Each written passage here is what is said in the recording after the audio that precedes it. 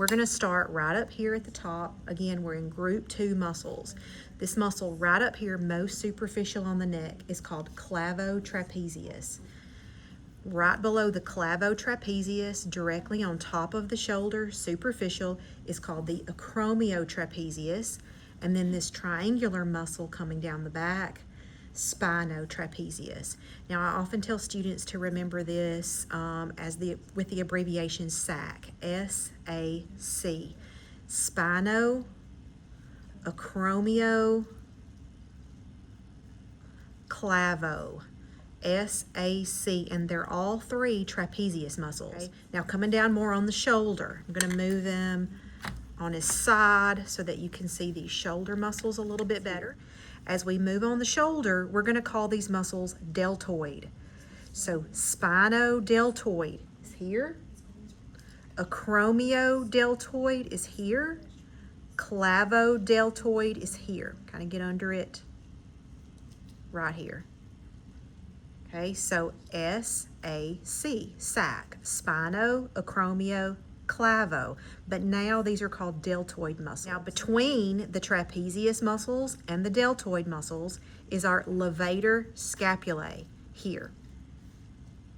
Levator scapulae. It kind of runs at an angle across the top of the shoulder, and it's going to head up here underneath that clavotrapezius. It goes underneath that.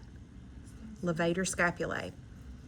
Moving down on his upper arm, these muscles here, you can see the triceps really clearly.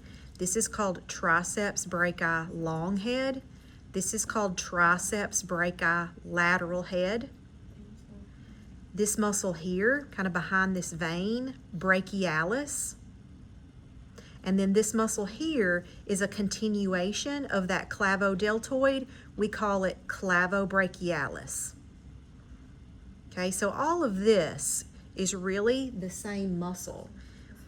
It just has different regions to it. So again, clavotrapezius was up here on the top of the neck. Clavodeltoid was at the top of the shoulder. And now we're down here on the arm. We're going to call it clavobrachialis.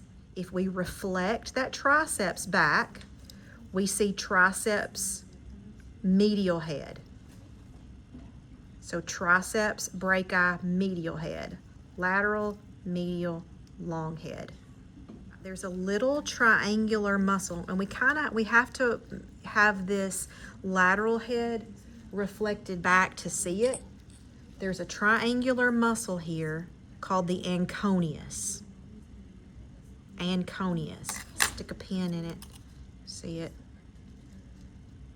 There. That's the anconeus muscle.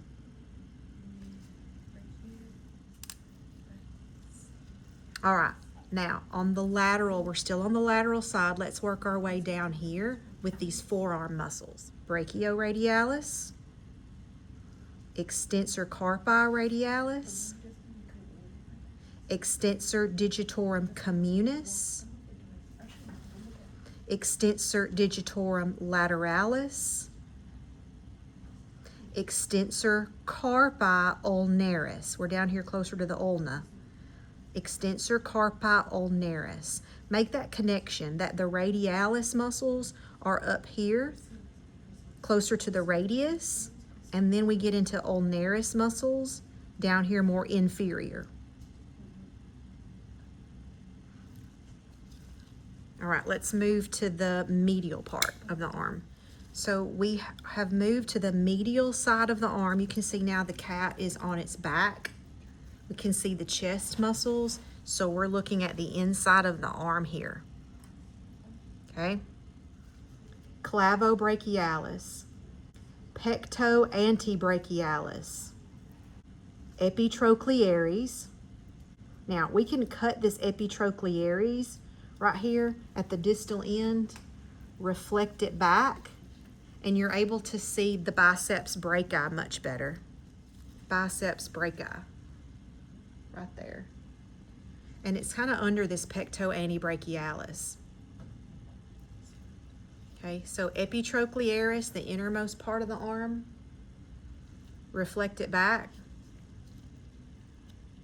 and push this pectoantebrachialis over, biceps brachii. Brachioradialis here. We're able to see that extensor from the other side. So this muscle here is the extensor carpi radialis. Here is the pronator teres. I know that's the pronator because it gets really thin down here close to the forearm or distally to the wrist. And then up here closer to the elbow area, it's a lot thicker. So I know that's my pronator. And then I'm going to start the flexor sandwich. So this first one right here is going to be a flexor skip. This next one right here at the bottom is going to be a flexor. So I'm calling it a flexor sandwich. Okay, so pronator is where we were. It's where we ended. Pronator teres. And then we're going to have that flexor carpi radialis. Palmaris longus is this big flat one. That's the middle of the sandwich. Flexor carpi ulnaris right here.